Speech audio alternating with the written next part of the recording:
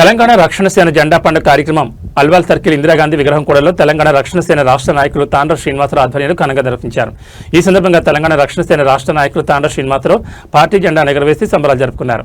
ఈ కార్యక్రమంలో తెలంగాణ రక్షణ సేన రాష్ట్ర నాయకులు కలవకుంట్ల కోటేశ్వరరావు, ప్రశాంత్ చారి, పోసకూరు శ్రీకాంతరావు, మేక లలిత యాదవ్, శశిధర్, పడాల మనోజ్, శోభన్, పొల్లూరు శ్రీనివాసరావు, విజయలక్ష్మి, పద్మజ, అఖిలేష్ రెడ్డి, రామరెడ్డి, జంగటి శ్రీనివాస్ మరియు తెలంగాణ రక్షణ సేన నాయకులు తదితరులు పాల్గొన్నారు.